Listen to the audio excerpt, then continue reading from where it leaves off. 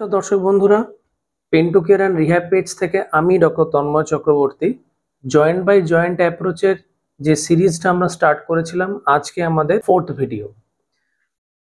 প্রথম 3টে ভিডিওতে আমরা যেগুলো নিয়ে আলোচনা করেছিলাম, প্রথম ভিডিওটাতে নি জয়েন্টের অ্যানাটমি এবং তার রিলেটেড প্রবলেমস গুলোকে নিয়ে আমরা আলোচনা করেছিলাম, যেখানে দেখেছিলাম যে অস্টিওআর্থ্রাইটিস কিভাবে আমাদের জয়েন্টকে এফেক্ট করতে পারে।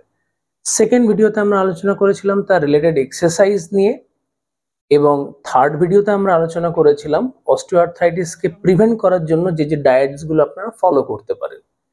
সেই অর্ডারকে মাথায় রেখে আজকে আমাদের 4th ভিডিও, হাঁটুর ব্যথা কারণ কি শুধুমাত্র অস্টিওআর্থ্রাইটিস?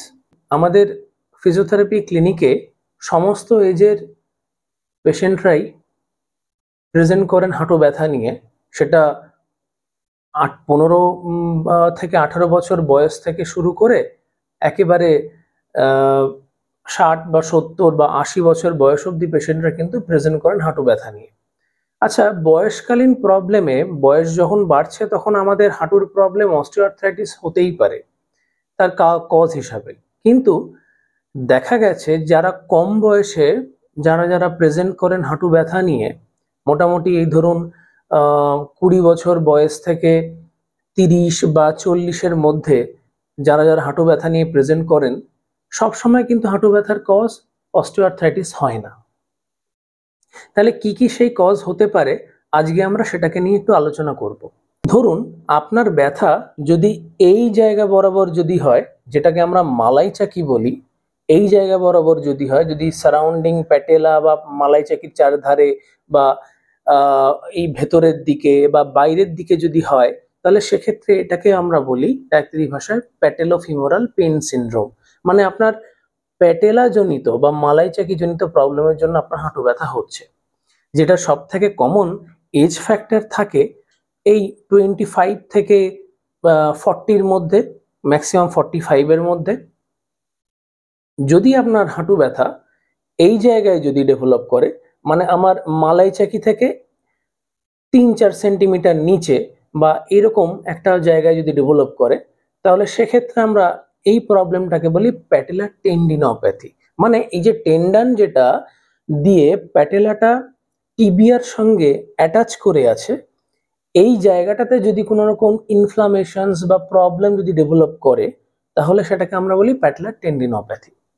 যদি আপনার হাঁটু ব্যথাটা এই বাইরের দিকে যদি থাকে এবং আপনি যদি রানার হন বা কোনো স্পোর্টস অ্যাক্টিভিটির সঙ্গে যদি যুক্ত হন বা কোনো রকম ভিগোরাস জিম এক্সারসাইজ করেন, তাহলে এইখানে যদি পেইন আপনার ডেভেলপ করে at the time of exercise বা কোনো অ্যাক্টিভিটিতে, তাহলে সেটা কিন্তু আপনার প্রবলেম হতে পারে একটা মাসেল প্রবলেম, যেটাকে আমরা বলি আইটি ব্যান্ড সিনড্রোম।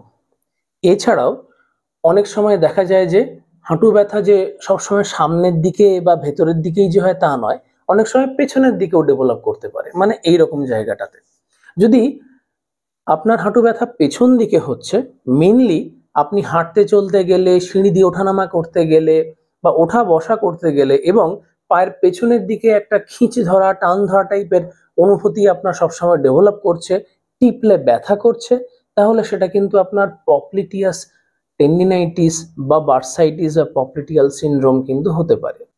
তো এইরকম ধরনের যাবতীয় প্রবলেমস গুলোকে নিয়ে আমরা আমাদের ক্লিনিক্সে আমরা ডিলস করি, এবং সবসময় কিন্তু হাঁটু ব্যথা অস্টিওআর্থ্রাইটিসের জন্যই যে হয় তা কিন্তু নয়। এছাড়াও আরো কিছু কিছু কজ আছে। তো এইরকম যদি কোনো প্রবলেমে আপনারা সাফার করেন এবং আপনার প্রপার ওয়েতে যেখানে ডায়াগনোসিস ক্রিয়েট করতে পারছেন না, বা আপনি অন্যান্য জায়গায় দেখিয়েও আপনি প্রপার ওয়েতে সলিউশন পাচ্ছেন না, আপনি অবশ্যই করে আপনার নিকটবর্তী কোনো কোয়ালিফাইড ফিজিওথেরাপি প্রফেশনালের সঙ্গে যোগাযোগ করুন। বা যদি মনে হয় আমাদের সংস্থা মানে পেন টু কেয়ার অ্যান্ড রিহ্যাবে, আপনারা অবশ্যই আসতে পারেন।